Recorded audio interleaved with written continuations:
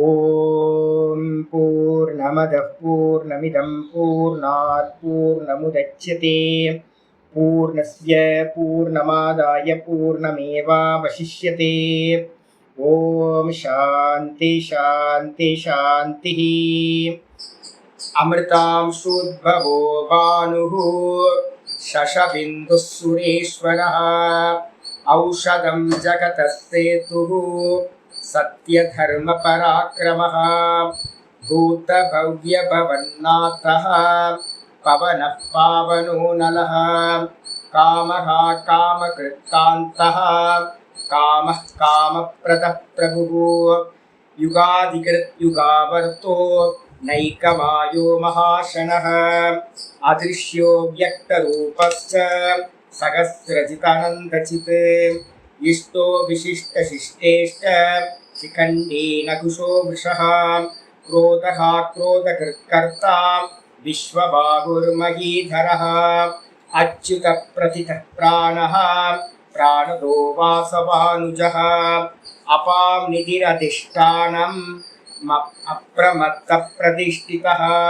स्कन्दस्कन्दधरो दुर्यो वरदो वायुवाहनः वासुदेवो बृहद्भानुरादिदेवः पुरन्तरः अशोकस्तारनस्तारशूरशौरीजनेश्वरः अनुकूलक्षदावर्तः पद्मे पद्मनिभेक्षणः. ஸ்தோத்திரத்தோட ஆர்டரில் இன்னைக்கு பார்க்க வேண்டியது 38வது ஸ்லோகம் பார்க்கணும். சங்கர பாஷ்யத்தோட ஆர்டரில் 51வது ஸ்லோகம். நம்ம போன ஸ்லோகத்தில் என்ன பார்த்துருக்கோம் அப்படின்னா, ஒரு 4 நாமங்கள் பார்த்தீங்கன்னா முக்கியமானது. போன ஸ்லோகத்தில் பார்த்தீங்கன்னா பத்மி பத்ம நிபேக்ஷணா. பத்மி அப்படின்னா இந்த ஜெகத் ரூபமாக இருக்கக்கூடிய பத்மத்தை, இந்த மொத்த ஜெகத்தும் பகவானுக்கு கையில் தான் இருக்கு. பத்மமாக ஒரு கையில் பார்த்தீங்கன்னா ஒரு தாமரையாக கையில் வச்சிருக்கார். அதனால அவருக்கு பேர் பார்த்தீங்கன்னா பத்மி அப்படின்னு பேர். இந்த ஸ்ரீ சூக்தத்தில் பார்த்தீங்கன்னா அம்பால லக்ஷ்மியை சொல்லும் போதும் பத்மினி பத்மஹஸ்தே பத்மாக்ஷே பத்மசம்பவே அப்படின்னு ஒரு நாமம் இருக்கு. பலஸ்ருதியில் பார்த்தீங்கன்னா ஸ்ரீ சூக்தத்தில் பார்த்தீங்கன்னா பத்மினி பத்மஹஸ்தே பத்மாலயே பத்ம அப்படின்னு வரிசையாக பார்த்தீங்கன்னா அம்பால சொல்லும் போதும் பார்த்தீங்கன்னா லக்ஷ்மியை சொல்லும் போதும் இதே நாமங்கள் பார்த்தீங்கன்னா அதில் வருது. அப்போ என்ன அர்த்தம் அப்படின்னு கேட்டிங்கன்னா, பத்மம்ன்றதுக்கு அர்த்தம் பார்த்தீங்கன்னா வாஸ்தவத்தில் ஜெகத். ஜெகத் தான் பார்த்தீங்கன்னா பத்மம். இதை பார்த்தீங்கன்னா நம்ம பேச போகிறோம். இந்த ஸ்லோகத்தில் பார்த்தீங்கன்னா 38வது ஸ்லோகம் வாசிச்சுருவோம் முதல்ல, அதுக்கப்புறம் மீனிங் போகும். பத்மநாபோரவிந்தாக்ஷः பத்மகர்பः ஷரீரபிருத் மகர்தீருத்தோ விருத்தாத்மா மகாக்ஷோ கருடத்வஜः பத்மநாபோரவிந்தாக்ஷः பத்மகர்பः ஷரீரபிருத் மகர்தீருத்தோ விருத்தாத்மா மகாக்ஷோ கருடத்வஜः. போன நாமத்தில் பத்மி பார்த்தோம், கூட என்ன பார்த்துருக்கோம், பத்ம நிபேக்ஷகன் பார்த்துருக்கோம். அதோட கண்டினியூஷன் தான் பார்த்தீங்கன்னா பத்மநாபகா. பகவானுக்கு என்ன பேர் அப்படின்னு கேட்டிங்கன்னா, பிரம்மாவுக்கு பேர் பத்மநாபர்னு அப்படின்னு பேர். பிரம்மாவுக்கு பேர் பத்மநாபர்னு பேர். அந்த பிரம்மாவோட ரூபத்தில் யார் இருக்கா அப்படின்னா பகவான் தான் பிரம்மாவோட ரூபத்தில் இருக்கார். அப்போ நம்ம டைரக்டாக மீனிங் எழுதும் போது என்ன பண்ணுறோம் அப்படின்னு கேட்டிங்கன்னா, பத்மநாபக அப்படின்னும் போது பிரம்மா அப்படின்னு நம்ம எழுதணும். பிரம்மா வடிவத்தில் பிரம்மாவோட ஃபார்ம்ல பகவான் தான் இருக்கார். அதனால அவருக்கு பேர் பத்மநாபகான்னு பேர். இதை பார்த்தீங்கன்னா வியாக்கியானம் பண்ணும்போது நம்ம வியாக்கியானம் பண்ணிப்போம். அரவிந்தாட்சக அப்படின்னு அடுத்த நாமம் 347வது நாமம் அரவிந்தாட்சக. அரவிந்தகனாலும் தாமரைக்கு இன்னொரு பேர் அரவிந்தகான்னு பேர், அரவிந்தம். அப்போ பார்த்தீங்க அப்படின்னா கண்கள் பார்த்தீங்கன்னா பகவானுக்கு அக்ஷக அப்படின்னா கண்கள் பார்த்தீங்கன்னா தாமரையை போன்று இருப்பதால் அதுக்கு சதிர்ஷமாக இருக்கிற காரணத்தினால அரவிந்தாட்சக அப்படின்னு பகவானுக்கு பேர் வந்திருக்கு. பாருங்க ரிப்பிட்டேஷன், எத்தனை ரிப்பிட்டேஷன். பத்ம நிபேக்ஷணக அப்படின்னு முன்னாடி நம்ம என்ன பார்த்தோமோ அந்த பத்மநிபேக்ஷணகன்ற அப்படியே தான் வந்து பார்த்தீங்கன்னா அரவிந்தாட்சகன்னு பேர். ரெண்டும் வேற வேற டிஃப்ரெண்ட் இல்லை, சப்தம் மட்டும் வேறையா இருக்கு. பத்ம கர்ப்பகா, பத்ம கர்ப்பகா அப்படின்னா என்ன அர்த்தம் அப்படின்னு கேட்டிங்கன்னா, இந்த பத்மம் ஹிருதய பத்மத்தில் வந்து பார்த்தீங்கன்னா உரைபவர்னு அர்த்தம், வீற்றிருப்பவர்னு அர்த்தம். பகவான் வந்து பார்த்தீங்கன்னா ஹிருதய கமலத்தில், நம்மளுடைய ஹிருதய கமலத்தில் வந்து பார்த்தீங்கன்னா வீற்றிருக்கின்றார், உபாசிக்கத்தக்கவர். பகவானை உபாசிக்கிறதுக்கு வந்து பார்த்தீங்கன்னா மிகவும் சிறந்த இடம் வந்து பார்த்தீங்கன்னா இந்த ஹிருதய கமலம். அதனால அவருக்கு பேர் வந்து பார்த்தீங்கன்னா பத்ம கர்ப்பகா அப்படின்னு பேர். ஷரீரபிருத் அப்படின்னா என்ன அர்த்தம்? இந்த சரீரத்தை வந்து பார்த்தீங்கன்னா பிராண ரூபத்திலிருந்து தாங்குகின்றார், போஷாக்கு பண்றார், தாங்குறார். பிராண ரூபத்தில் பகவான் தான் இருக்கார்.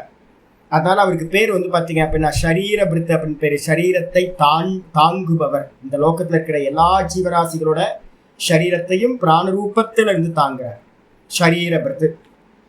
மகர்தி அப்படின்னா என்ன அர்த்தம்? ரித்தி அப்படின்னா என்னது? வெல்த்னு அர்த்தம். பகவான் வந்து பார்த்தீங்கன்னா மிகப்பெரிய செல்வத்தை உடையவர். ஏன் அப்படின்னா அந்த மொத்த சிருஷ்டியுமே அவரோடது தான். ரித்தி அப்படின்னா வெல்த் அப்படின்னு அர்த்தம். அப்போ வந்து பார்த்தீங்கன்னா மகர்தி அப்படின்னா என்ன அர்த்தம்? ரொம்ப பெரிய வெல்த்தை உடையவர், ரொம்ப பெரிய செல்வத்தை உடையவர், மகர்தி. அப்புறம் ருத்தகா அப்படின்னா என்ன அர்த்தம் அப்படின்னு கேட்டிங்கன்னா வானத்துக்கும் பூமிக்கும் வளர்ந்து இருப்பவர்.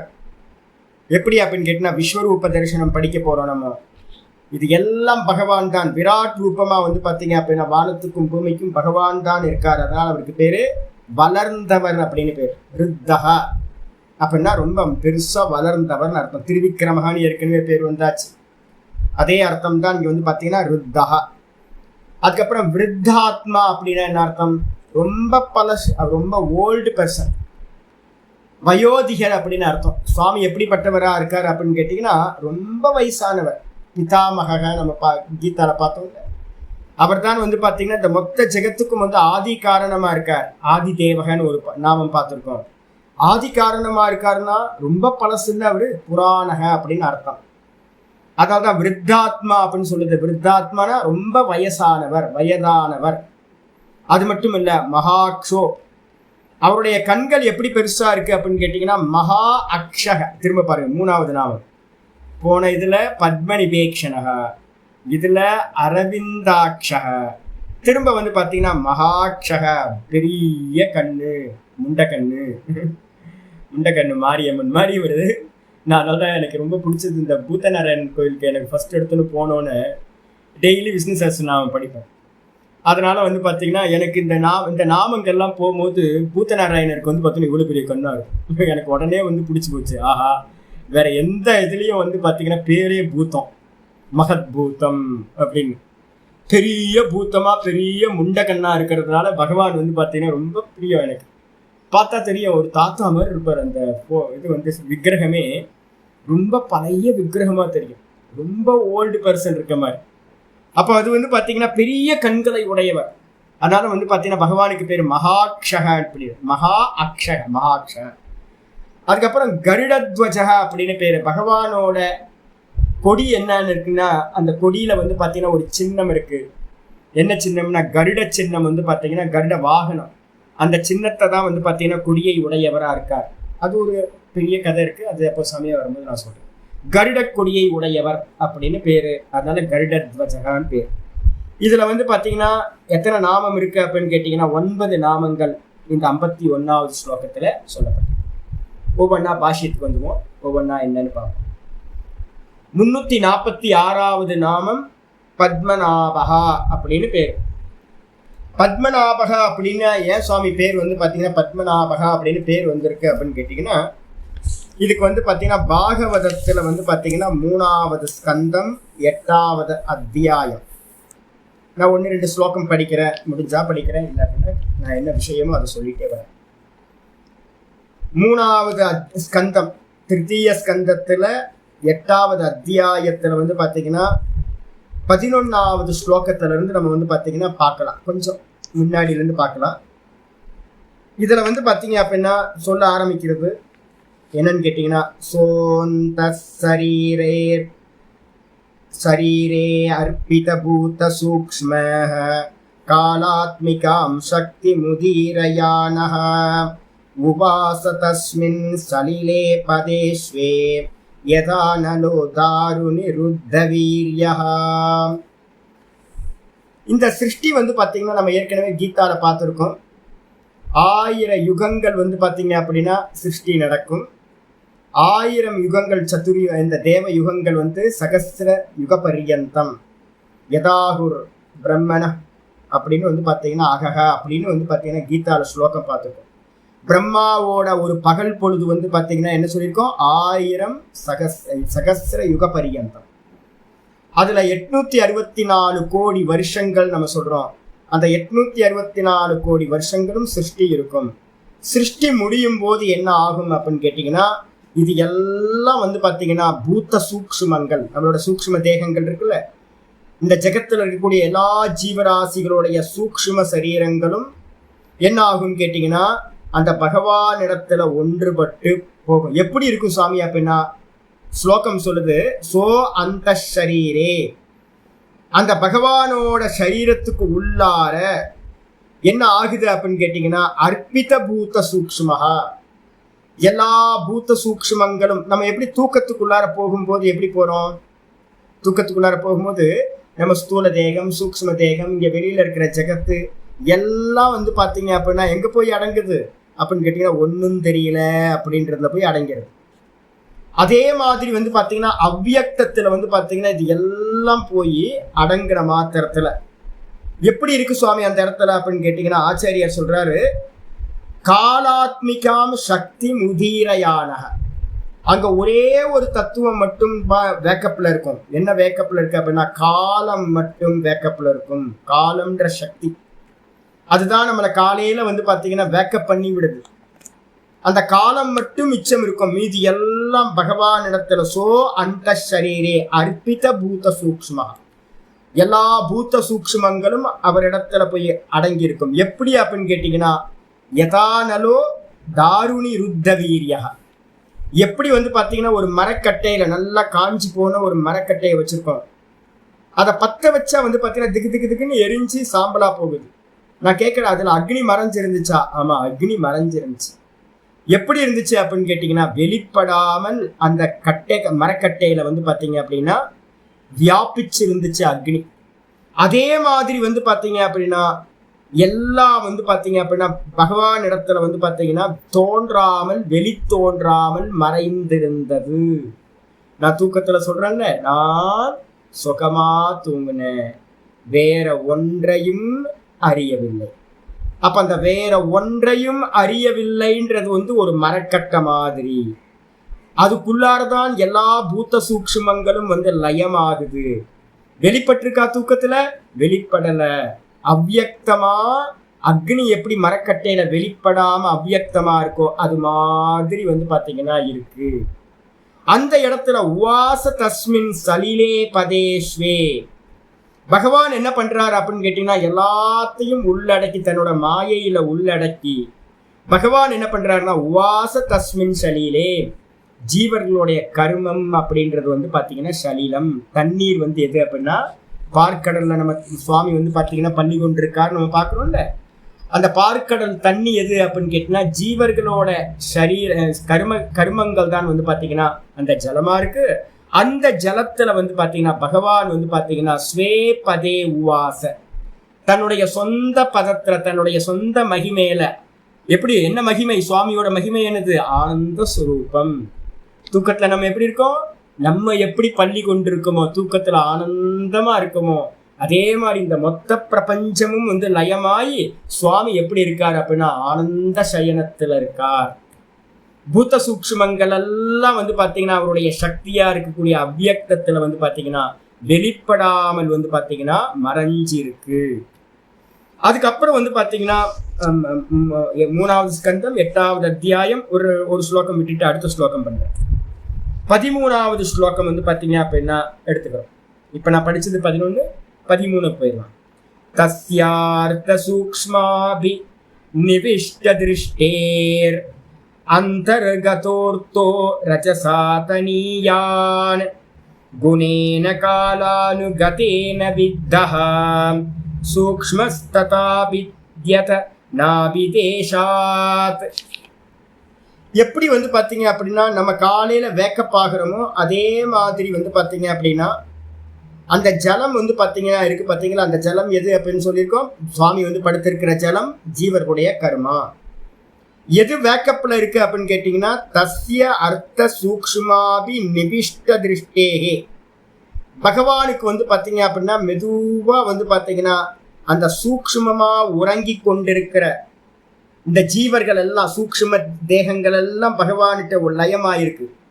அந்த சூக்ஷ்ம தேகங்களை வந்து பார்த்தீங்கன்னா பகவான் லைட்டாக பார்க்க ஆரம்பிக்கிறார். அவருடைய வீக்ஷணம் கண்ணோட பார்வை வந்து பார்த்தீங்கன்னா அது மேலே விழ ஆரம்பிக்குது. அப்படி விழ ஆரம்பித்த மாத்திரத்தில் வந்து பார்த்தீங்கன்னா எது வேக்கப்பில் இருக்குன்னு பார்த்தோம், காலம்ன்ற சக்தி மட்டும் வேக்கப்பில் இருக்கு. அந்த காலத்தினால வந்து பார்த்தீங்க அப்படின்னா ரஜசா தனியாத், அந்த ரஜோகுணத்தினால வந்து பார்த்தீங்க அப்படின்னா அந்த பூத்த சூக்ஷ்மங்கள் எல்லாம் உற்பத்திக்கு வந்து பார்த்தீங்கன்னா தயாராகின்றன. ரஜசா தனியாத் குணேன காலானுகதேன வித்தா. அந்த ஜீவராசிகள் எல்லாம் எதனால கட்டப்பட்டு இருந்துச்சு அப்படின்னு கேட்டிங்கன்னா அந்த காலம்ன்ற ஒரு தத்துவத்தில் வந்து பார்த்தீங்கன்னா உள்ளடங்கி. காலம் இது மாயா. நான் நிறைய இடத்துல மாயாக்கு அவ்வியக்தத்துக்கு விதவிதமாக அர்த்தம் சொல்லிட்டு இருக்கோம். யோக சூத்திரத்தில் வாசனைகள் அதெல்லாம் பார்த்தோம், பூத்த சூக்ஷ்மம் எல்லாம். வாஸ்தவத்தில் இன்னொரு இடத்துல சொல்லுது வந்து பார்த்தீங்க அப்படின்னா யோக சூத்திரத்தில் ஃபைனலில் படிக்க போகிறோம், நம்ம காலத்தை பற்றி படிக்க போகிறோம். மாயா என்ன ரூபத்தில் இருக்கு அப்படின்னு கேட்டிங்கன்னா ஒரே ஒரு சப்தம் சொல்லுது, கால ரூபேன மாயா இருக்கிறது. கால ரூபத்தில் இருக்கு மாயா, வேற எதுவுமே இல்லை. மாயா அப்படின்னு எடுத்துக்கிட்டிங்கன்னா காலம். அந்த காலத்துக்குள்ளதான் நம்ம என்ன பண்றோம், எல்லா ஜீவராசிகளும் வந்து பார்த்தீங்கன்னா உள்ளடங்கி போயிடுது. அந்த காலத்துல இருந்து வந்து பார்த்தீங்க அப்படின்னா பகவானோட பார்வை அந்த காலத்துல மயங்கி கிடக்கிற அந்த ஜீவ பூத்த சூக்ஷ்மங்கள்ல பட்ட மாத்திரத்துல ரஜோகுணத்தினால வந்து பார்த்தீங்கன்னா அந்த சூக்ஷ்மமா இருக்கக்கூடிய ஜீவராசிகள் பகவானோட நாபிதேஷாத் அபித்யத. என்னாச்சு அப்படின்னா மெதுவா பகவானோட நாபிதேசத்துல வந்து பார்த்தீங்கன்னா வந்து நின்றுச்சு. நாபிதேசத்துல வந்து நின்னோன ச பத்ம கோஷ சகோஸ் சகசோ திஷ்டத் காலேன கர்ம பிரதிபோதனேன ஸ்வரோசிஷா தத் சலிலம் விஷாலம் வித்யோதயன்னர்க்க இவாத்மயோனிஹி. 14வது ஸ்லோகம் சொல்லுது, அற்புதமான ஸ்லோகம். என்ன ஆச்சு அப்படின்னு கேட்டிங்கன்னா அந்த ஜீவர்களுடைய கர்ம சக்தி இருக்கு பார்த்தீங்களா, இது எல்லாம் வந்து பார்த்தீங்கன்னா அந்த ரஜோகுணத்தினால தூண்டப்பட்டு, யாரு தூண்டுறா, அந்த காலம்னு சொல்லக்கூடிய அவித்யா, அதுல திரிகுணாத்மிகா மாயா, அதுல வந்து ரஜோகுணம். அந்த ரஜோகுணம் என்ன பண்ணுது, அதன் இடத்துல லயமாயிருக்கிற எல்லா ஜீவர்களுடைய சூக்ஷ்ம தேகத்தையும் அந்த காலம்ன்ற சக்தி என்ன பண்ணுது, ரஜோகுணத்தினால பேக்கப் பண்ண வைக்கிறது. அந்த பூத சூக்ஷ்மம் எல்லாம் வந்து பார்த்தீங்கன்னா எதை பேஸ் பண்ணி இருக்கு அப்படின்னு கேட்டிங்கன்னா இண்டிபெண்ட் இல்லை. அவைகள் எல்லாம் வந்து பார்த்தீங்கன்னா பகவான ஆசிரியம் பண்ணி இருக்கின்றன. அந்த பகவான்கிட்ட இருந்து வந்து பார்த்தீங்கன்னா அந்த பூத்த சூக்ஷ்மங்கள்லாம் தொப்புள் கொடி வழியா பகவானோட தொப்புள்ள இருந்து வந்து பார்த்தீங்கன்னா ஒரு தாமரை மாதிரி வெளியில வந்துச்சு. அம்மாவோட வயிற்றுல இருந்து குழந்தை வந்தோன்னு தாமரை அந்த கொடி இருக்குன்னு தொப்புள் கொடி உறவு நம்ம சொல்றோம்ல, அதே மாதிரி வந்து பார்த்தீங்கன்னா பகவானோட நாபி கமலத்திலிருந்து ஒரு கொடியானது, தாமரை கொடியானது வந்து பார்த்தீங்கன்னா மெதுவாக வெளியில வந்து ஒரு தாமரை அந்த இடத்துல இருந்து உண்டாயிற்று. பகவானோட எங்கிருந்து உண்டாச்சு, தொப்புள் நாபிஸ்தானத்திலிருந்து ஒரு தாமரை உண்டாச்சு. அது வந்த மாத்திரத்துல என்ன ஆச்சு, உதயமான மாத்திரத்துல, ரொம்ப யோசிக்காதீங்க சாமி, என்ன ஹிருதயத்தில் நம்ம தூக்கத்துல அப்படியே எடுங்க, வேற எதுவும் இல்லை. தூக்கத்துல இருந்து வந்து பாத்தீங்கன்னா ஹிருதயத்தாமரை, இங்க நாபித்தாமரை, நாபின்னு சொல்லுது. நம்ம என்ன எடுக்கணும், ஹிருதயத்தாமரை. ஹிருதயம்னா புத்தி அப்படின்னு அர்த்தம் எடுக்கணும். முதல்ல வந்து பாத்தீங்கன்னா நம்ம தூங்கிக்கிட்டே இருக்கிறோம், உள்ளுக்குள்ளார வந்து பாத்தீங்கன்னா ஒரு ஹீட் வந்து ப்ரொடியூஸ் ஆகும் காலையில, பித்தநாடி அப்படின்னு நம்ம சொல்றோம். அந்த பித்தநாடி வந்து பாத்தீங்கன்னா ப்ரொடியூஸ் ஆன மாத்திரத்துல பாடியோட டெம்பரேச்சர் வந்து பாத்தீங்கன்னா மெதுவா அதிகமாகும். அதுக்கு மேல நீங்க தூங்க முடியாது. தூக்கத்துல இருந்து உங்களுடைய சூக்ஷ்மங்கள் எல்லாமே தன்மாத்திரைகளா இருந்த எல்லாம் என்ன ஆகும்னு கேட்டீங்கன்னா மெதுவா புத்தி வேக்கப் ஆகும். புத்தி தான் தாமரை. அந்த புத்தி தாமரையா வேக்கப் ஆகும் போது அவேர்னஸ் அது வந்து எப்படி இருந்துச்சுன்னா சூரியன் மாதிரி பிரகாசித்தது. எதை பிரகாசிச்சுது அப்படின்னு கேட்டீங்கன்னா வித்யோதயன் அர்க்க இவாத்மயோனி. அந்த ஜலத்துல வந்து பாத்தீங்கன்னா என்ன ஜலம், ஜீவர்களுடைய கர்மான்னு சொல்லக்கூடிய ஜலத்துல பகவான் இருந்தார்ல, அது எப்படி இருந்துச்சு, இருட்டா இருந்துச்சு, ஒன்னும் தெரியலன்னு இருந்துச்சு. அதுல இருந்து இந்த தாமரை ரொம்ப பிரகாசமாக உற்பத்தி ஆயிற்று. உற்பத்தி ஆனதுக்கு பிறகு வந்து பாத்தீங்கன்னா அடுத்த ஸ்லோகம் சொல்லுது, தல்லோக பத்மம் சவுயேவ விஷ்ணு பிராவிவீஷத் சர்வகுணாவபாசம் தஸ்மின் ஸ்வயம் வேதமயோ விதாதா ஸ்வயம்புவம் யம் ஸ்ம வதந்தி சோபூத். நான் பதமா மீனிங் சொல்லல, மொத்தமா சொல்லிட்டு போறேன் ஸ்லோகத்தை வாசிச்சு. தல்லோக பத்மம் சவுயேவ விஷ்ணு. அந்த பத்மம் யாருப்பா அப்படின்னு கேட்டீங்கன்னா ஹிருதயம் தான். ஹிருதய பத்மம் நம்ம சொல்றோம், கான்சியஸ்னஸ் நம்ம சொல்றோம். இதே தான் வந்து பாத்தீங்கன்னா என்ன ஆச்சு அப்படின்னு கேட்டீங்கன்னா அந்த எல்லா குணங்களையும் வந்து பாத்தீங்கன்னா வெளிப்படுத்தக்கூடியவரா என்ன பண்றார், தல்லோக பத்மம். அந்த லோக பத்மம் அப்படின்னா இந்த நாபியிலிருந்து வெளிவந்துச்சே அதுதான் பத்மம், அதுதான் லோக பத்மம். மொத்த சிருஷ்டியும் வந்து பாத்தீங்கன்னா அந்த தாமரை தான் சிருஷ்டி. அது யாருப்பா அப்படின்னு கேட்டீங்கன்னா சவுயேவ விஷ்ணு விவிஷத்து. அந்த தாமரைக்குள்ளார வந்து யாரு பிரவேசம் பண்ணினா அப்படின்னு கேட்டீங்கன்னா பகவானே வந்து பாத்தீங்கன்னா அந்த தாமரைக்குள்ளார என்ன பண்ணார், பிரவேசம் பண்ணினார். தாமரை வந்துச்சு, தாமரைக்குள்ளார பகவானே பிரவேசம் பண்ணார். எப்படி, சர்வகுண அவபாசம், எல்லா குணங்களையும் பிரகாசிக்கின்றவரா கான்சியஸ்னஸா என்ன பண்றார், உள்ள பகவான் பிரவேசம் செய்தார். தஸ்மின் ஸ்வயம் வேதமயோ விதாத்தா. பகவான் வந்து ஹிரண்ய கர்ப்பர்னு பேரு ஈஸ்வரனுக்கு, அந்த நம்ம நாராயணனுக்கு பார்க்கடல்ல படுத்திருக்கிறவர். அவர் என்ன பண்றார், அவரோட தாமரையிலிருந்து இந்த தாமரை ஹிருதய நாபி தாமரை வந்த மாத்திரத்துல லோகங்கள் எல்லாம் வந்துச்சு. இந்த லோகத்துல வந்து பாத்தீங்கன்னா தாமரை முதல்ல அந்த தாமரை என்னாச்சு அப்படின்னு கேட்டீங்கன்னா அந்த தாமரையில தானே பிரவேசம் பண்ணி தானே என்னவா ஆகிறார் அப்படின்னா ஸ்வாயம்புவம் யம் ஸ்ம வதந்தி சோபூத். ஸ்வாயம்பூ அப்படின்னு சொல்லக்கூடிய பிரம்மாவாக அவரே தோன்றினார். நல்லா தெரிஞ்சுங்க, அத்வைத்தம் என்னன்னு கேட்டீங்கன்னா வேற ஆள் இல்ல, ஹிரண்ய கர்ப்பர் தான் வந்து பாத்தீங்கன்னா தாமரையை உண்டு பண்ணினார். அந்த தாமரை தான் இந்த மொத்த ஜெகத்தும் விராட்னு பேரு. அந்த விராட்டுக்குள்ளார வந்து பாத்தீங்கன்னா பகவானே ஸ்வாயம்பூன்னு சொல்லக்கூடிய பிரம்மாவாக அவதாரம் செய்தார். அவர் எப்படிப்பட்டவரா இருந்தார், தஸ்மின் ஸ்வயம் வேதமயோ விதாத்தா. அவருக்கு யாரும் படிச்சு கொடுக்கல. பிருகதாரண்யத்துல ரொம்ப வர்ணனை, அவருக்கு யாரும் எதுவுமே படிச்சு கொடுக்கல. அவர் தோன்றும் போதே பூரண ஞானத்தோடு வேதமயமா தோன்றினார். ஏன்னா உள்ளுக்குள்ளார இருக்க அந்தர்யாமி யாரு, ஈஸ்வரன். அந்தர்யாமியா இருக்கிற ஈஸ்வரன் வந்து பாத்தீங்க அப்படின்னா வெளியில என்ன வேஷம் போட்டிருக்காரு அப்படின்னா பிரம்மா வேஷம் போட்டுக்கிட்டு அந்த தாமரையில வந்து பாத்தீங்கன்னா தோன்றினார். தஸ்யாம் சசம்போருக கர்ணிகாயாம் அவஸ்திதோ லோகம் அபஷ்யமானஹ பரிக்ரமன் வியோம்னி விவருத்தநேத்ரஸ் சத்வாரி லேபேனு திசம் முகானி. அந்த பிரம்மாவா வந்து பாத்தீங்க அப்படின்னா அந்த தாமரையோட மைய பகுதியில கர்ணிகான்னு சொல்லக்கூடியது ஒரு மொட்டு மாதிரி இருக்குல்ல, மைய பகுதியில தாமரை இதழ்களுக்கு நடுவுல இருக்கிற கர்ணிகா. அந்த மத்திய பகுதியில வந்து பாத்தீங்க அப்படின்னா இந்த ஸ்வாயம்பூன்னு சொல்லக்கூடிய அந்த பிரம்மா வந்து பாத்தீங்கன்னா தோன்றினார். தஸ்யாம் ச சம்போர் உககர்ணிகாயா, தஸ்யாம் சச்ச அம்போர் உபகர்ணிகாயாம் அவஸ்திதோ லோகம் அபஷ்யமானக. அவருக்கு இந்த உலகம் எதுவுமே தெரியல. உலகம் தெரியல அப்படின்னும் போது அவர் என்ன பண்றாருன்னா பரிக்ரமன் வியோமினி விவருத்த நேத்ரஹா.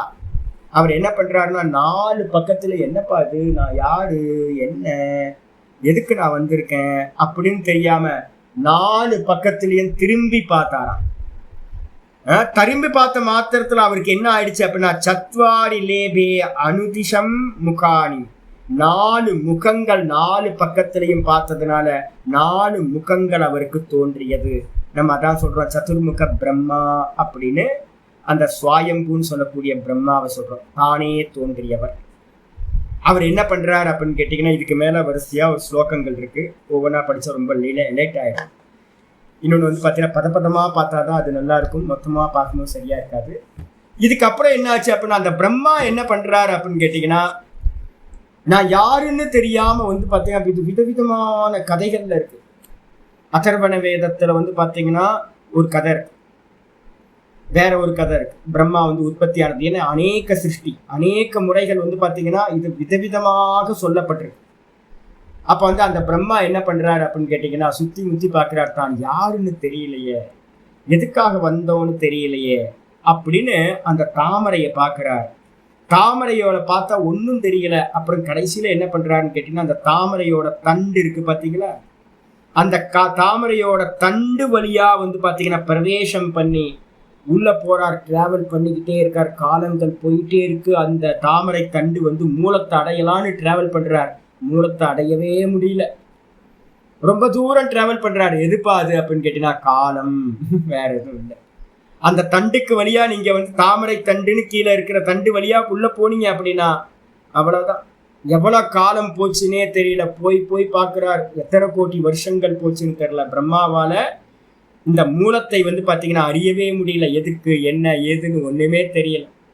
திரும்ப என்ன பண்றாரு அப்படின்னா, எங்கிருந்து கிளம்புனாரோ திரும்ப அந்த தாமரையோட அந்த கர்ணிகா பகுதிக்கே வந்துட்டார்.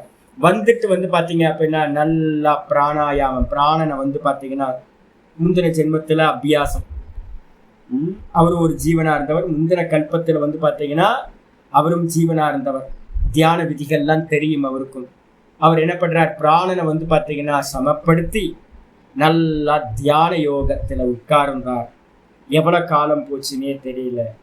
அந்த சமயத்துல தான் அவருடைய தியானத்தினால நாராயணனை வந்து பார்த்தீங்க அப்படின்னா தரிசனம் செய்தார் அப்படின்னு வந்து பார்த்தீங்கன்னா மந்திரம். அப்ப இது எல்லாத்தையும் வரும்போது என்னன்னு கேட்டீங்கன்னா, பத்மநாபக அப்படின்னா என்ன அர்த்தம்னு கேட்டீங்கன்னா, பத்மம் அப்படின்றதுக்கு அர்த்தம் விராட் அப்படின்னு அர்த்தம் எடுக்கணும். இந்த மொத்த பிரபஞ்சமும் வந்து பார்த்தீங்கன்னா பத்மம். அது எங்க இருக்கு சுவாமி அப்படின்னு கேட்டீங்கன்னா, பகவானோட நாபியில இருந்ததுனால அவருக்கு பேரு, பகவானுக்கு என்ன பேரு, பத்மநாபகான்னு பேரு. அப்ப தாமரை எடுக்கும் போதெல்லாம் உங்களுக்கு ஞாபகம் வரணும், இது விராட்டு, மொத்த பிரபஞ்சமும் இந்த பத்மம் தான். இந்த பத்மத்துல தான் எங்கிருந்து உண்டாச்சு, ஹிரண்ய கர்ப்பரோட நாபியிலிருந்து உண்டாச்சு. அதுல நடுவுல இருக்கக்கூடிய குண்டா ஒரு மணி, கர்ணிகான்னு சொல்லக்கூடிய குண்டா ஒண்ணு இருக்குல்ல நடுவுல மையத்துல, அதுலதான் வந்து பாத்தீங்கன்னா பிரம்மா வாசம் பண்றார், சுவாயம்பு பிரம்மா அப்படின்னு வந்து பாத்தீங்கன்னா. நீங்க எங்கேயாவது பெருமாள் கோயில் போனீங்கன்னா நல்ல கொடி போட்டு அழகா வச்சுப்பா. திருக்கோவிலூர்லாம் நல்ல ஆதி திருவரங்கத்துல அழகா போட்டு வச்சிருப்பாங்க, நல்லா தரிசனம் பண்ணி வைப்பாங்க. நமக்கு போனீங்கன்னா ஒரு கொடி போகும், கொஞ்சம் தூரத்துல போய் சுவாமிகிட்ட இருந்து கொஞ்சம் தண்ணி போய் வந்து பாத்தீங்க அப்படின்னா அதுல ஒரு தாமரை தோன்றி இருக்கு. தாமரையில சுவாமி உட்கார்ந்து வந்து பாத்தீங்கன்னா சுவாமியை தியானம் பண்ணிக்கிட்டு இருப்பார் பிரம்மா. இது காட்டுவாங்க. அப்போ பத்மநாபகன்றதுக்கு அர்த்தம் பாஷிக்கார் சொல்றாரு, பத்மஸ்ய நாபௌ மத்தியே. பத்மம்னா தாமரை, தாமரை கமலத்தோட மத்தியில கர்ணிகாயாம் நடுவுல வந்து பாத்தீங்கன்னா ஸ்திதக இது பத்மநாபக. அந்த கர்ணிகான்னு சொல்ற மத்திய பாகத்துல யாரு இருக்கா, பிரம்மா இருக்கார். பிரம்மா ரூபத்துல யாரு இருக்கா, பகவான் இருக்கார். ஏன்னா அவர் தான் உள்ள புகுந்திருக்கார். அப்ப அர்த்தம் எடுக்கும் போது பத்மநாபகன்னு டைரக்டா மீனிங் எடுத்தீங்கன்னா, பத்மநாபக அப்படின்னா பிரம்மாவை குறிக்கும். பிரம்மாவோட ரூபத்துல இருக்கிறதுனால பகவான் பத்மநாபக அப்படின்னு பேர் உண்டு. அதுக்கப்புறம் 347வது நாமம் அரவிந்தாட்சக அப்படின்னு ஏன் பேரு சுவாமி அப்படின்னு ஆச்சாரியர் சொல்றார். அரவிந்த சதுர்ஷே அக்ஷினி. அரவிந்தம்னா தமிழ்ல இதுல வந்து தாமரைக்கு நூறு பேர் தான் அரவிந்தகான்னு பேர்.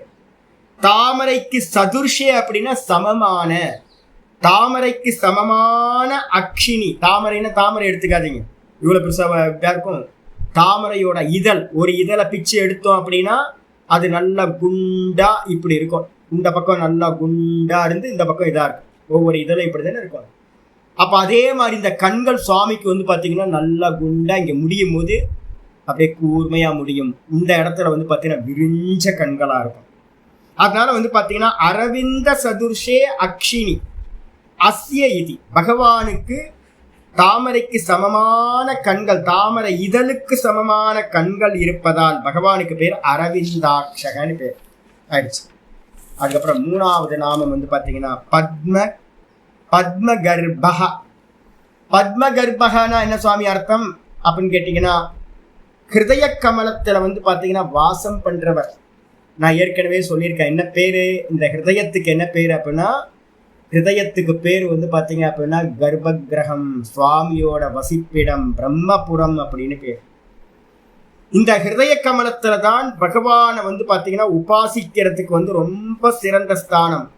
தேகோ தேவாலய புரோக்தோ ஜீவோ தேவ சனாதனக. அப்ப உள்ளுக்குள்ளார யார் வாசம் பண்றாருன்னா, நான் நான் நான் ஜீவரூபத்துல பகவான் உள்ளுக்குள்ளார வாசம் பண்ணிட்டு இருக்கார். அவர்தான் அந்தர்யாமியாவும் இருக்கார், அவர்தான் பிராண ரூபத்துல சூத்ராத்மாவாவும் இருக்கார். எங்க இருக்கார் அப்படின்னு கேட்டீங்கன்னா, அந்த ஹிருதய கமலத்துல வந்து பாத்தீங்கன்னா இருக்கின்றார். அவரை எங்க உபாசிக்கணும் அப்படின்னா அந்த ஹிருதய கமலத்துல தான் உபாசிக்கணும். அதனால பகவானுக்கு என்ன பேருனா பத்ம கர்ப்பகா அப்படின்னு பேர், அந்த ஹிருதய கமலத்துல வாசம் பண்றவர். அதனால ஆச்சாரியார் சொல்றாரு பத்மஸ்ய, பாஷிகார் சொல்றார் பத்மஸ்யன்னு அர்த்தம் ஹிருதய ஆக்கியஸ்ய. பத்மம்ன்றதுக்கு அர்த்தம் இந்த இடத்துல என்னது, ஹிருதயம். இந்த ஹிருதயத்தோட, ஹிருதயம்னு சொல்லக்கூடிய ஆக்கியஸ்ய அப்படின்னா பெயரை உடைய, ஹிருதயம்ன்ற பெயரை உடைய தாமரையில மத்தியில, தாமரைக்கு மத்தியில உபாசியத்துவாத் பகவான் வந்து பாத்தீங்க அப்படின்னா உபாசிக்கின்றவராக இருக்கின்ற காரணத்தால் பகவானுக்கு பேர் வந்து பாத்தீங்கன்னா பத்ம கர்ப்பகா அப்படின்னு பேர். பத்ம கர்ப்பகா அப்படின்னு பேர் சொல்லியாச்சு ஈஸியா. இது எங்க இருக்கு சுவாமி, விசேஷமா எங்க இருக்கு சுவாமி அப்படின்னு கேட்டீங்கன்னா, 8வது அத்தியாயம் சாந்தோக்கிய உபனிஷத்து, ஹார்த பிரம்ம வித்யா அப்படின்னு பேர். அதுக்கு சாந்தோக்கியத்துல என்ன பேர், அதுக்கு பேரு, இந்த உபாசிக்கிறதுக்கு பேர் வந்து ஹார்த பிரம்ம வித்யா. ஹிருதய கமலத்துல பகவானை வந்து பாத்தீங்கன்னா உபாசிக்கிறது. உடனே வந்து யாருக்காவது சாமி என்ன சாமி வேதாந்தம் படிச்சு கொடுத்துக்கிட்டு வந்து பார்த்தீங்கன்னா உபாசனம் பண்ணாங்கிட்டு புண்ணாக்குலாம் சொல்லிட்டு இருந்தேன், டைரக்டாக தத்துவத்தை சொல்ல வேண்டியதுன்னு சாமி அப்படின்னு கேள்வி கேட்கும் போது வந்து பார்த்தீங்கன்னா ஆச்சாரியார் வந்து பார்த்தீங்கன்னா அந்த 8வது சாப்டருக்கு அவதாரிக்கா படிக்கணும். எப்பவுமே அவதாரிக்கா பாஷை ரொம்ப கம்பீரமாக இருக்கு. 8வது சாப்டருக்கு சாந்தோக்கியம், 8வது சாப்டருக்கு வந்து அவதாரிக்க ஆரம்பிக்கிறார்.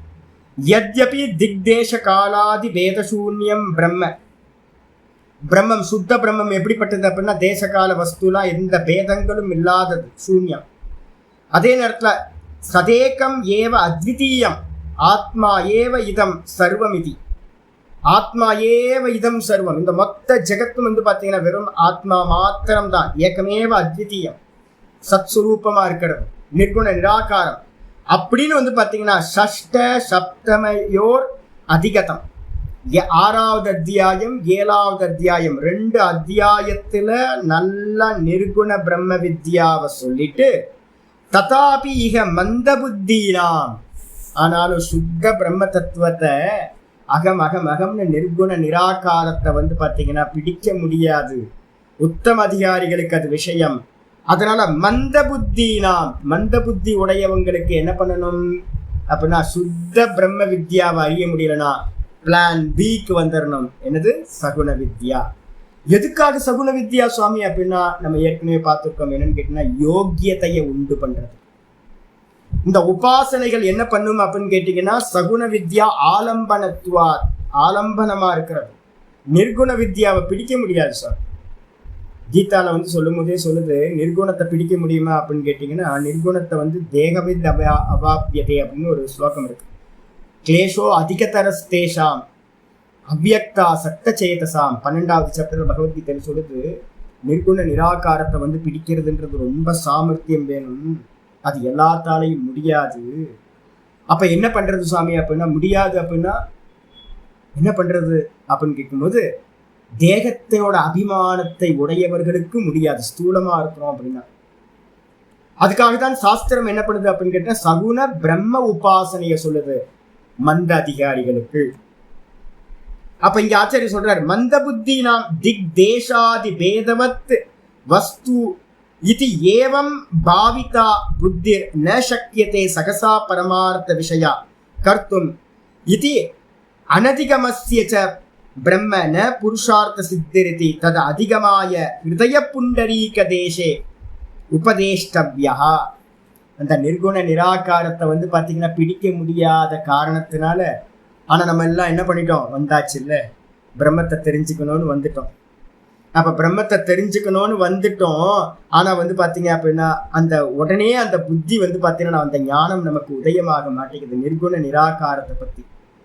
அப்போ என்ன பண்ணணும் அப்படின்னு கேட்டிங்கன்னா, திக் தேச காலம் இந்த மூணும் சூன்யமாக இருக்கிற நிர்குணத்தை அறிய முடியாத காரணத்தினால அதை அறிஞ்சிக்கிறதுக்கு உபாயமா என்ன பண்ணணும், தது அதிகமாய ஹிருதய புண்டரீக தேசே உபதேஷ்டவ்யா. அந்த பிரம்மத்தை என்ன பண்ணணும், ஒரு தேசத்துல வந்து பாத்தீங்கன்னா உபதேசம் பண்ணணும். ஒரு தேசத்துல வந்து, ஒரு தேசம்னா என்ன தேசம், ஹிருதய தேசம். அப்ப அந்த ஹிருதய தேசம்னு வந்துடுச்சுனாவே அது என்ன அர்த்தம் அப்படின்னா, அது நிர்குணம் இல்ல, சகுணம். அந்த சகுண பிரம்மத்தை வந்து பார்த்தீங்கன்னா இந்த விதமா உபாசிக்கணும் அப்படின்னு வந்து பார்த்தீங்கன்னா மந்த புத்தி உடையவங்களுக்கு அவங்களுடைய கான்சியஸ்னஸை நிர்குண நிராகாரத்துக்கு கொண்டு போறதுக்கு சாமர்த்தியத்தை உண்டு பண்றதுக்காக இந்த சகுண வித்யா உபதேசிக்கப்படுது அப்படின்னு ஆச்சாரியர் ஆரம்பிக்கிறார். அதுக்கப்புறம் வந்து பார்த்தீங்கன்னா முதல் ஸ்லோகத்துல இருந்து ஒரு 3-4 ஸ்லோகங்கள் இந்த ஹார்த பிரம்ம வித்யா தான் போகுது. என்ன சொல்றாரு, அத யதிதம் அஸ்மின் பிரம்மபுரே தகரம் புண்டரீகம் வேஷ்ம தகரோ அஸ்மின் அந்தராகாஷः தஸ்மின் யதந்தः ததன்வேஷ்டவ்யம் தத்வாவ விஜிஞாசிதவ்யமிதி. விஜிஞாசிதவ்யமிதி ரொம்ப அற்புதமான ஸ்லோகம் வந்து பார்த்தீங்கன்னா சொல்ற. தகர வித்யா அப்படின்னு இதுக்கு இன்னொரு பேர் வந்து தகர வித்யா அப்படின்னு பேர். ஹார்த பிரம்ம வித்யான்னு பேரு, தகர வித்யான்னு பேரு. இங்க உபனிஷத்துல எது இருக்கோ இதேதான் உத்தவருக்கு வந்து பாத்தீங்க அப்படின்னா பகவான் பிராணாயாமம் பண்ணி ஓங்காரத்தை சொல்லி ஜபமும் பண்ணி அதுக்கப்புறம் வந்து பாத்தீங்கன்னா சுவாமியோட ரூபத்தை இந்த ஹிருதய கமலத்துல வந்து பாத்தீங்கன்னா எப்படி தாரணம் பண்ணணும் அப்படின்னு தன்னோட சதுர்புஜங்களை உடைய சுவாமியை வந்து தானே வர்ணனையும் பண்றார். என்ன நீ இந்த இடத்துல நீ தியானம் பண்ணு அப்படின்னு. இந்த இடத்துலயும் சாந்தோக்கியத்துல என்ன பண்ணுது அப்படின்னு கேட்டீங்கன்னா, அங்க பாகவதத்துல சுவாமி தன்னோட ரூபத்தை சொல்றார். இங்க சாந்தோக்கியத்துல வந்து பாத்தீங்கன்னா சிவபெருமான ஒரு ரூபத்தை சொல்லு. செஞ்சரையோ நம்ம சொல்றோம்ல, அவரையே வந்து பாத்தீங்கன்னா ஹிரண்ய ஸ்மசுரு ஹிரண்ய கேசக அப்படின்னு வந்து பாத்தீங்கன்னா பிரம்மலோகத்துல 2 நதிகள் ஓடுது. ஒரு மண்டபம் கோல்டுல வந்து பாத்தீங்கன்னா ஒரு மண்டபம் இருக்கு. அந்த மண்டபத்துக்கு நடுவுல வந்து பாத்தீங்கன்னா ஒரு பரமபுருஷன் இருக்கான். எப்படி இருக்கான் அப்படின்னு கேட்டீங்கன்னா ஒரே பிரகாசமா இருக்கான். செஞ்சடையோன் தலையெல்லாம் வந்து பாத்தீங்கன்னா அவரோட ரோமங்கள் எல்லாம் கோல்டு கலர்ல இருக்கு அப்படின்னு வந்து சிவபெருமானை வந்து பாத்தீங்கன்னா உபாசனை பண்றதுக்கு சொல்லுது. ஆனா சிவபெருமான்னு சொல்லல, வாஸ்தவத்துல என்னன்னா சிவபெருமான் அந்தர்யாமியை இங்க பண்ண சொல்லுது. ஏன்னா நிர்குண நிராகாரத்தை பண்றதுக்கு சாமர்த்தியம் இல்லை. மந்திரம் சொல்லுது அத எது இதம் அஸ்மின் பிரம்மபுரே. பிறகு வந்து பாத்தீங்கன்னா எது இந்த ஹிருதயத்தில் நம்ம தேகத்துல ஹிருதயம்னு சொல்லக்கூடியது இருக்கோ அந்த ஹிருதயத்துக்கு என்ன பேரு சுவாமி அப்படின்னா பிரம்மபுரம் அப்படின்னு பேரு. ஹிருதயத்துக்கு இன்னொரு பேரு பிரம்மபுரம். ஏன், பிரம்மத்தை வந்து அந்த இடத்துலதான் அறிய வேண்டியதா இருக்கு. என்னது, பத்ம கர்ப்பா, சுவாமி வாசம் பண்ற கர்ப்ப கிரகம். அதனால அதுக்கு என்ன பேரு, பிரம்மம் வாசம் பண்றதுனால அதுக்கு பேரு பிரம்மபுரம் அப்படின்னு ஹிருதயத்துக்கு பேரு. அதுல என்ன இருக்கு சுவாமி, தகரம். தகரம்னா அல்பம். தகராகாசம்னு யாராவது சொல்லுவாங்க. தகராகாசம் இல்ல, தகராகாசம் தா, 3வது தா. தகராகாசம் அப்படின்னா அல்ப ஆகாசம்னு அர்த்தம். கடுகு, சின்ன கடுகு வருது இல்ல, பெரிய கடுகு சின்ன கடுகு 2 இருக்கு. இந்த சின்ன கடுகு வந்து பாத்தீங்கன்னா ரொம்ப சின்ன, பெருசுலாம் இப்பெல்லாம் நிறைய ஹைபிரிட் வருது இல்ல, பெரிய கடுகா இருக்குன்னா.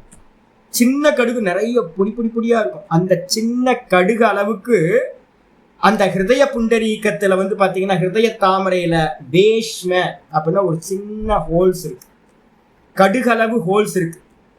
அதுல வந்து பாத்தீங்கன்னா தகரோ அஸ்மின் அந்தராகாஷக, அந்த ஹோல்ஸ்ல வந்து பாத்தீங்கன்னா ஒரு சின்ன ஸ்பேஸ் வந்து பாத்தீங்கன்னா இருக்கு. அந்த சின்ன ஸ்பேஸ்ல தான் வந்து பாத்தீங்கன்னா நீங்க யாரை தேடி போகணும் அப்படின்னா பகவானை வந்து பாத்தீங்க அப்படின்னா அந்த தாமரை தண்டோட நடுவுல ஒரு சின்ன ஹோல்ஸ் இருக்கிற மாதிரி இருக்கு.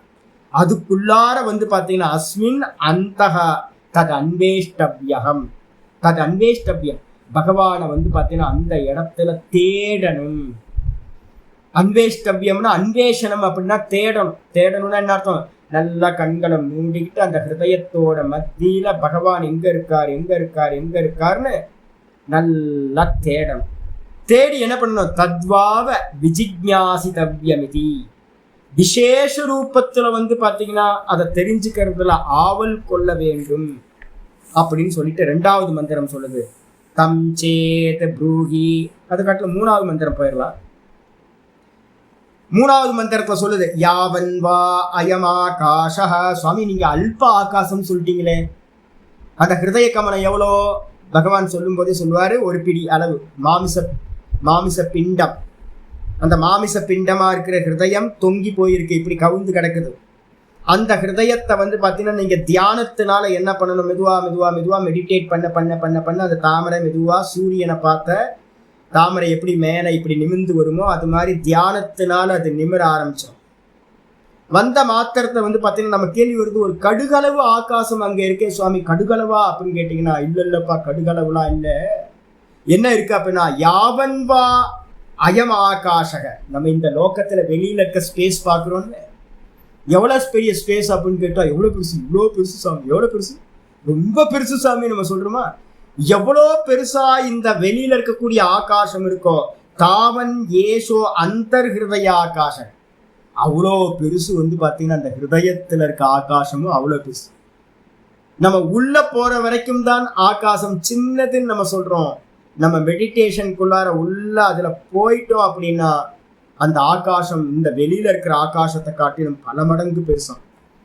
உபே அஸ்மின் தியாவா பிருத்திவி, அந்த ஹிருதய ஆகாசத்துக்குள்ளார இருக்க சின்ன ஸ்பேஸ்க்குள்ளதான் இந்த பூமியும் அந்தரிக்ஷமும் இந்த சொர்க்கமும் வந்து பார்த்தீங்கன்னா அஸ்மின் தியாவா பிருத்திவி, இந்த பூலோகமும் சொர்க்கலோகமும் வந்து பார்த்தீங்கன்னா ரெண்டும் அந்தரேன சமாஹிதே, அந்த ஹிருதயாகாசத்துக்குள்ளாரத்தான் நிலை பெற்று இருக்கு. அப்ப என்ன அர்த்தம் கேட்டீங்கன்னா, இந்த மொத்த பிரபஞ்சம் நம்ம வெளியில பார்க்கிறோமே சுவாமி, இந்த வெளியில பார்க்கிற பிரபஞ்சம் வெளியில இல்லை சாமி, அந்த ஹிருதய ஆகாசத்துக்குள்ளார கடுகளவு ஆகாசத்துக்குள்ளதான் நிலை பெற்று இருக்கு. உபௌ அக்னிஷ்ச வாயுஷ்ச சூரிய சந்திர மசௌ உபௌ வித்யுன் நக்ஷத்ராணி யச்ச அஸ்ய இஹ அஸ்தி யச்ச நாஸ்தி சர்வம் தத் அஸ்மின் சமாஹிதமிதி.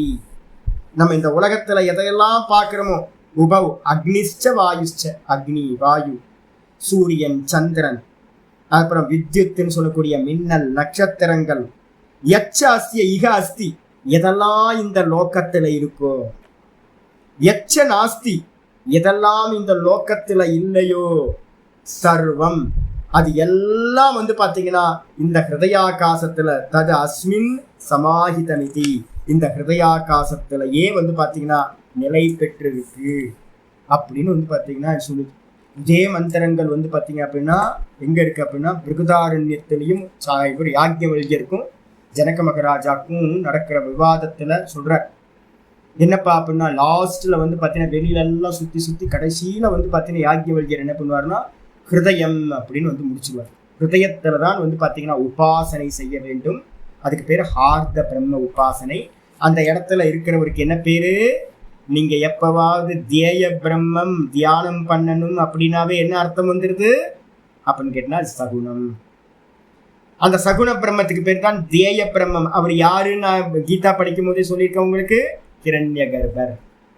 அப்ப ஹிருதய மத்தியில வந்து பாத்தீங்கன்னா ஏதாவது ஒரு தேசம், ஏதாவது ஒரு ரூபம், கட்டை விரல் அளவுள்ளவர், அங்குஷ்ட மாத்திர புருஷகன் இருக்கு.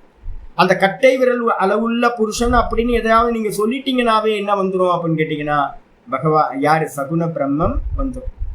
அதே நேரத்துல நிர்குணத்துக்கு வந்து பாத்தீங்க அப்படின்னா அந்தர்யாமிக்கு வந்து பாத்தீங்கன்னா அளவுலாம் சொல்ல முடியாது சாமி, தேசம் இல்லை, அளவு இல்லை, சர்வ வியாபகம் அவர். அப்போ அதனால பிரம்மசூத்திரத்துல நியமம் சொல்லுது என்னன்னு கேட்டீங்கன்னா, நீங்க எங்கேயாவது ஒரு பிளேஸ்ல ஒரு நாமம் ரூபம் ஏதாவது ஒரு சின்ன இண்டிகேட் பண்ணாலும் அது சகுண பிரம்மம் தான், நிர்குணம் இல்லை, தியேய பிரம்மம். பகவான் வந்து பாத்தீங்கன்னா பத்ம கர்ப்பகா அப்படின்னு பேரு, ஹிருதய கமலத்துல வீற்றிருப்பவர். எப்படி இருக்கார்? அங்குஷ்ட மாத்திர புருஷா. மத்தியே வாமன அப்படின்னு வந்து பார்த்தீங்கன்னா எங்க கட்டோபனிஷத்துல சொல்லுது. இந்த ஹிருதயத்தோட மத்தியில வந்து பார்த்தீங்கன்னா வாமனன் வந்து பார்த்தீங்கன்னா வீற்றிருக்கின்றார் அப்படின்னு. மத்தியே வாமன திஷ்டதி, மத்தியத்துல வந்து பார்த்தீங்கன்னா ஹிருதய மத்தியத்துல வாமனன். வாமனன் என்ன அர்த்தம்? கட்டை விரல் புருஷன், சின்ன பையன். இந்த இடத்துல வந்து பார்த்தீங்கன்னா வீற்றிருக்கிறார், சுயம் ஜோதியா பிரகாசிக்கின்றார் அப்படின்னு தியானம் பண்ணணும். அதுதான் இங்க பத்ம கர்ப்பகன்னு சொல்லியிருக்கு. இதுக்கு அடுத்த நாமம் 349 என்ன அப்படின்னு கேட்டீங்கன்னா சொல்றார் ஷரீர பிருத்து. இந்த சரீரத்தை தாங்குபவர். சரீர பிருத்து அப்படின்னா இந்த சரீரத்தை தாங்குபவர் யாரு? பகவான் தான். எப்படி தாங்குறார் சுவாமி? யாராவது கேட்கலாம், பகவான் எப்படி என்ன தாங்குறார் அப்படின்னு கேட்டா சங்கரர் பாஷ்யத்துல சொல்றார், போஷயன் அன்னரூபேன. அற்புதமா சொல்றார். அன்னரூபத்துல நம்மளை வந்து பாத்தீங்கன்னா போஷிக்கின்றார், வளர்க்கின்றார். போஷிக்கின்றார்னு அர்த்தம் நம்மளை வளர்க்கிறார். அன்னம் சாப்பிடல அப்படின்னா அவ்வளவுதான், போச்சு, சரீரம் போச்சு. அப்ப அன்ன ரூபத்துல நம்மளை வந்து பாத்தீங்கன்னா நித்தியம் அன்னம் சாப்பிட்றோம். அது மூலமா அன்ன ரூபத்துல அன்னம் யாரு அப்படின்னு கேட்டீங்கன்னா இதுல வந்து படிச்சீங்கன்னா தெரியும். பிரஷ்னோபனிஷத்துல தன்னையே அவர் இரண்டாக பிரித்து கொண்டார். அத்தா அன்னம், ரை அப்படின்னு தன்னை பிரிச்சுக்கிட்டார். உணவாவும் தானே ஆனார் ரை அப்படின்னு. பிராணன் அப்படின்னா அன்னத்தை சாப்பிடக்கூடிய பிராணனாவும் தன்னை பிரிச்சுக்கிட்டார். 2 பிராணன், அதுக்கப்புறம் ரைன்னு தன்னை 2ஆ பகவான் பிரிச்சுக்கிட்டார். பிராணன் அப்படின்றது அத்தா, அந்த அன்னத்தை உண்பவர். அன்னம் யாரு அப்படின்னா பகவான் தான் அன்னரூபமா ரைன்னு ஆனார். அப்ப அவரே வந்து பார்த்தீங்கன்னா மிதுனம் உட்பாதயத்தை, தானே அன்னமாவுமாயி அந்த அன்னத்தை உண்ணக்கூடிய அத்தான்னு சொல்லக்கூடிய உண்பவராகவும் அவரே ஆனார். பிரஷ்னம் சொல்லுது. அப்ப அன்ன ரூபத்துல இருந்துகிட்டு வந்து, அதனால்தான் நம்ம சொல்றோம் அன்னம் பிரம்மேதி உபாசித்த. அன்னத்தை வந்து பார்த்தீங்கன்னா ந பரிச்சக்ஷீத, தைத்திரியத்துல வருது. அன்னம் ந பரிச்சக்ஷீத. அன்னத்தை வந்து பார்த்தீங்கன்னா வீணாக்க கூடாது, அன்னத்தை அவமதிக்க கூடாது. ஏன் சுவாமினா அன்னம் பிரம்மேதி உபாசித்த. அன்னம் இல்லைன்னா நம்ம செத்தே போயிடும். அன்ன ரூபத்துல யார் இருக்கா? பகவான் இருக்கார்.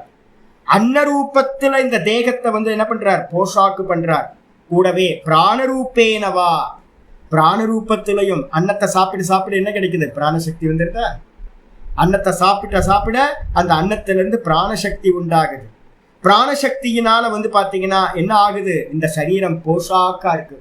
அதாவது ஆச்சாரியர் சொல்றாரு, ஷரீரினாம் ஷரீராணி தாரயதி. ஷரீரினாம் சரீரத்தை உடைய ஜீவர்களுடைய ஷரீராணி, சரீரத்தை வந்து பாத்தீங்கன்னா பகவான் என்ன பண்றார்? தாரணை பண்றதுனால. எப்படி தாரணை பண்றார்? அன்னம் மூலமாகவும் பிராணன் மூலமாகவும் இதை நல்லா ஃபிட்டா வச்சிருக்கார். தாரணை பண்றார். நான் எந்திரிச்சு நின்று பேசுறேன், நடக்கிறேன், எல்லாம் பண்றேன் அப்படின்னா என்ன வேணும்? பிராணசக்தி. பிராணசக்தி எதனால கிடைக்குது? அன்ன ரூபத்திலிருந்து கிடைக்குது. அன்னத்தை யாரு டைஜஸ்ட் பண்றா? ஜாட்டராகினி ரூபத்துல பகவான் தான் வயிற்றுல நாபிஸ்தானத்துல இருந்துட்டு எல்லாத்தையும் செரிமானம் பண்றார். ஏகோ போக்தா, ஒரே போக்தா தான். அப்ப அவர் எல்லாத்தையும் டைஜஸ்ட் பண்ணி இந்த சரீரத்துக்கு பிராணன்ற எனர்ஜியை கொடுத்து இந்த சரீரத்தை தாங்குறார். பிராணன் போச்சு அப்படின்னா படுத்துரும், அவ்வளவுதான், எந்திரிச்சு நிக்க முடியாது. அப்ப தாங்கிறது யாருன்னா பிராண ரூபத்துல பகவான் தான் தாங்குறார். அதனால அவருக்கு பேரு ஷரீர பிரத்தின்னு பேரு. தமிழ்ல ஒரு அடுத்த இது விட்டு போயிருக்கு, நீங்க தமிழ்ல எழுதிக்கணும். அடுத்த லட்சணம் விட்டு போயிருக்கு. ஸ்வ மாயையா ஷரீராணி பிபர்த்தி இதுவா.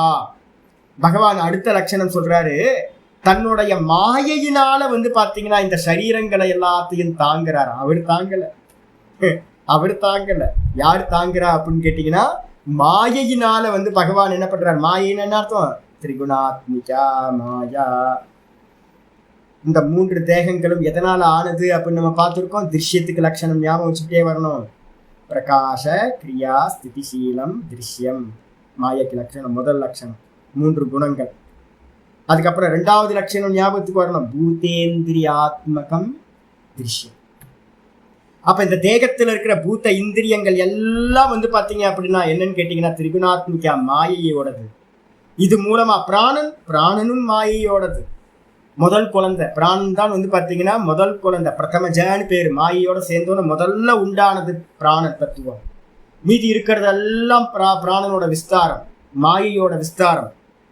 அப்ப மாயையினால பகவான் என்ன பண்றார் அப்படின்னா சரீரங்களை எல்லாத்தையும் தாங்குகின்றார். விபர்த்தி, தாங்கிறதுனால பகவானுக்கு பேரு ஷரீர பிருத் அப்படின்னு பேர். 350வது நாமம் வந்தாச்சு. மகர்திஹி. மகர்திஹினா என்ன அர்த்தம்? பெரிய செல்வத்தை உடையவர், ரொம்ப பெரிய வெல்த் பகவானுக்கு இருக்கிய அவரோடது தானேங்க இந்த ஜெகத்தே. ஜெகத்தே அவர் கையில பத்மஹஸ்தே வச்சிருக்கோம்ல, பத்மத்தை வந்து கையில வச்சிருக்கிறவர் வச்சிருக்கோம்ல. அப்போ வந்து பார்த்தீங்கன்னா பத்மி அப்படின்னு பேர் முந்தின இதுல பார்த்துருக்கோம்ல, பத்மி. அவருக்கு பேரே பத்மி. பத்மி அப்படின்னு என்ன அர்த்தம்? தாமரையை கையில் உடையவர் பத்மி. தாமரை எது? இந்த மொத்த ஜெகத்தே தாமரை தான். அப்ப இந்த மொத்த ஜெகத்தே வெல்த்தா ஒருத்தர் இருக்குன்னா அவர் தான் பெரிய வெல்த்தை உடையவரா இருக்கார். அதனால்தான் மகர்திஹி அப்படின்னு பேர் சுவாமிக்கு. பாஷிகார் சொல்றார், மகதி ரித்திர் விபூதிர் அஸ்ய இதி மகர்திஹி அப்படின்னு பேர். பகவான்கிட்ட என்ன இருக்கு அப்படின்னா மிகப்பெரிய மகதி ரித்தி. ரித்தின்றதுக்கு அர்த்தம் வெல்த்து. மகத்தினா பெரிய வெல்த் வந்து பாத்தீங்கன்னா, வெல்த்னா என்ன சுவாமி அப்படின்னா விபூதி தான். மாயா தான் விபூதி. அம்மா தான் யாரு? லக்ஷ்மி. லக்ஷ்மியவே கையில வச்சிருக்காரு அப்படின்னா மொத்த வெல்த் அவரோட தானே. அம்மா தான் வெல்த், அம்மா தான் விபூதி. விபூதின்றதுக்கு அர்த்தம் குளோரி. பகவானோட குளோரி எது அப்படின்னா இந்த மொத்த ஜெகத்தும் பகவானோட குளோரி மாயா. இதை எல்லாத்தையும் உடையவரா இருக்கிறதுனால பகவானுக்கு பேரு மகர்திஹின்னு பேர். அப்புறம் 351வது நாமம் ருத்தகா. ருத்தகனா என்ன அர்த்தம் சுவாமி அப்படின்னு கேட்டீங்கன்னா பெருசா வானத்துக்கும் பூமிக்கும் வளர்ந்து நிற்பவர் அப்படின்னு அர்த்தம். என்னது ஆச்சாரியர் பாஷிகார் சொல்றாரு, பிரபஞ்ச ரூபேன வர்த்தமானத்துவாத் ருத்தகா. வளர்ந்தவனே. நம்ம வீட்டுல சொல்லுவோம் தெரியுங்களா, பெருசா ஹைட்டா எவனா இருந்தானே வளர்ந்தவனே இங்க வா அப்படின்னு. வெளியில தாங்க நிறைய இடத்துல பிரயோகம் பார்த்துருக்கேன். வீட்டுலதான் ரொம்ப கம்மி தான், வெளியிலாம் பார்த்துருக்கேன். வளர்ந்தவனே, அப்புறம் குட்டையானவனே, இது மாதிரிலாம் வீட்டிலலாம் கிராமங்களில் பேசுவாங்க. இது மாதிரி வளர்ந்தவனே கிராமங்களில் தான் அதிகம் பேசுவாங்க. பகவான் எப்படி இருக்காருன்னா வளர்ந்தவரா இருக்கார். எப்படி சுவாமி வளர்ந்தவரா இருக்கார் அப்படின்னு கேட்டீங்கன்னா ஆச்சாரியர் சொல்றாரு, பிரபஞ்ச ரூபேன. பகவான் எப்படி இருக்கார்? பத்மம்னு சொல்லிட்டேன்ல, பகவான் தான். பகவான் கையில தான் பத்மம் இருக்கு. அந்த பத்மம் எது? விராட்டு. அந்த விராட்டுக்குள்ளார யாரு பிரவேசம் பண்ணியிருக்கா? பகவானே பிரவேசம் பண்ணியிருக்கார். அப்ப பகவான் என்னவா இருக்காருன்னு கேட்டீங்கன்னா அந்த பிரபஞ்சமே பகவான் தான். இந்த பிரபஞ்ச ரூபத்துல வந்து பாத்தீங்கன்னா வளர்ந்து நிற்கிற காரணத்தினால பகவானுக்கு பேரு ருத்தகா அப்படின்னு பேரு. அதுக்கப்புறம் 352வது நாமம் விருத்தாத்மா அப்படின்னு பேரு. விருத்தாத்மானா என்ன சுவாமி அப்படின்னு கேட்டீங்கன்னா விருத்தகா. விருத்தகனா என்ன அர்த்தம்? வயசானவர், ரொம்ப ஓல்டு பர்சன். ரொம்ப ஓல்டுனா எவ்வளவு ஓல்டு சுவாமி? இருக்கிறதே ஆதி தேவகன் சொல்லியிருக்கல ஒரு லட்சணம் முன்னாடி. பகவான் என்னது? ஆதி தேவகா பார்த்தோம். ஆதி தேவனா இருக்கிறதுனால வந்து பாத்தீங்க அப்படின்னா இவர் தான் ஆதி காரணம். அப்ப இந்த எல்லா லோகங்களுக்கும் ஆதியில இருக்கிறவர், ரொம்ப வயசானவர். அதுக்கு ஆச்சாரியார் சொல்றாரு என்னன்னு கேட்டீங்கன்னா விருத்தகன்றதுக்கு அர்த்தம் புராதன. ரொம்ப பழசானவருங்க, ரொம்ப வயசானவர், புராதனமானவர். யாரு அப்படின்னு கேட்டீங்கன்னா ஆத்மா அஸ்ய இது. இவருடைய சொரூபம், ஆத்மான சொரூபம், இவருடைய சொரூபம் ரொம்ப பழசு, அனாதி. அனாதி, ஆதியே இல்லாதது, எப்ப தோன்றுனார்னு தெரியல. அப்படிப்பட்ட ரொம்ப பழசா இருக்கிற சொரூபத்தை உடையதுனால பகவானுக்கு பேர் வந்து பாத்தீங்கன்னா விருத்தாத்மா அப்படின்னு பேர். 353வது நாமம் மகாக்ஷக. மகாக்ஷகனா என்ன சுவாமி அர்த்தம் அப்படின்னு கேட்டீங்கன்னா ஆச்சாரியர் சொல்றாரு, மகதி அக்ஷினி மகாந்தி அக்ஷினிவா. ஆச்சாரியர் சொல்றாரு என்னன்னு கேட்டா மிகப்பெரிய கண்களை உடையவர். மகதி அக்ஷினி, பெரிய கண்களை உடையவர், குண்டு கண்ணா இருக்கிறவர். முண்டகண்ணன், கரெக்டா பேர் வச்சுக்கணும், முண்டகண்ணன். கண்ணன், கண்ணன் வந்து பாத்தீங்கன்னா கண்ணன், முண்டகண்ணன். நம்ம ஜோக்கா கிண்டல் அடிக்கிறது கூட சந்தோஷமா இருக்குல்ல. பகவானை வந்து பாத்தீங்கன்னா இப்படிலாம் சந்தோஷமா கேலி பண்ணி கிண்டல் பண்ணி. முண்டகண்ணன் அதான் பெரிய கண்களை உடையவர், மகதி அக்ஷினி. இன்னொரு லட்சணம் சொல்றாரு என்னன்னு கேட்டீங்கன்னா மகாந்தி அக்ஷினிவா, அநேக கண்களை உடையவர். சகசிராட்சகன் ஏற்கனவே பார்த்திருக்கோம். ஆயிரக்கணக்கான கண்களை உடையவர். இந்த உலகத்துல இருக்கிற எல்லா கண்களும் அவரோடது தான். சகசிராட்ச சகசிரபாத். கீதால வந்து பாத்தீங்கன்னா ஸ்லோகம் வருது, சகசிராட்ச சகசிரபாத், புருஷ சூக்தத்துல இருக்கு. எல்லாத்துலயும் சொல்லுது அவருக்கு வந்து பாத்தீங்கன்னா அநேக கண்கள், இந்த உலகத்துல இருக்கிற எல்லா கண்களும் மூலமா அவர் பார்க்கின்றார். அதனால அவருக்கு என்ன பேர்? மகாந்தி அக்ஷினிவா.